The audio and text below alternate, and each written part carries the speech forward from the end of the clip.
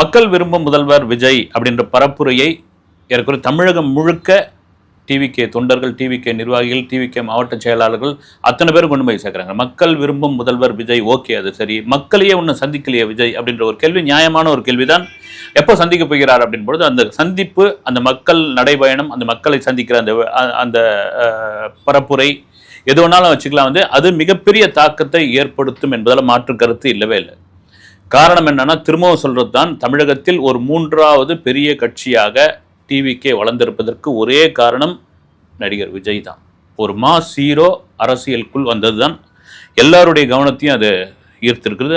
சமீப காலமாக விஜயோடைய அந்த செயல்பாடுகள், விஜயோடைய அந்த ஸ்பீச்சு, கொள்கை, கோட்பாடு இதெல்லாம் தான் கொண்டு வந்திருக்குது. இதை கூட ஒரு நண்பர் சொன்னார், விஜயகாந்தை தாண்டிய ஒரு மாஸ் விஜய்க்கு இருக்குது அப்படின்றத ஒத்துக்கிறீங்களான்னு. ஒத்துக்கிறேன், கண்டிப்பாக இருக்குது.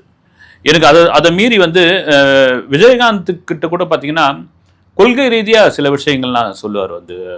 வறுமை ஒழிப்போம், அப்புறமா லஞ்ச லாவண்யம் இல்லாத ஒரு ஆட்சி அமைப்போம், அப்புறமா கடவுளுடன் மட்டும்தான் கூட்டணி, இப்படிலாம் சொல்லியிருந்தாரு.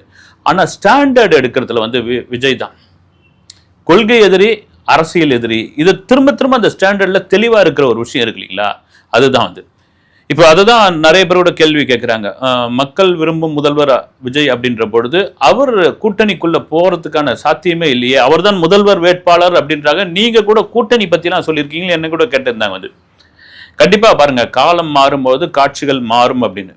விஜய் தனித்து தான் நிற்க போறாருன்னு ஒரு முடிவோடு இருக்கும் பொழுது அது ஏன்னா விஜய் மட்டும் ஒரு தனி மனித ஆள் கிடையாது. டிவிகேல அவருக்கு பின்புலமாக, அவருக்கு பக்கபலமாக ஆலோசனை சொல்வதற்கும், கருத்து சொல்வதற்கும், நல்லது கெட்டது சொல்வதற்கும் நிறைய பேர் இருக்காங்க, அனுபவசாலிகளாக இருக்காங்க.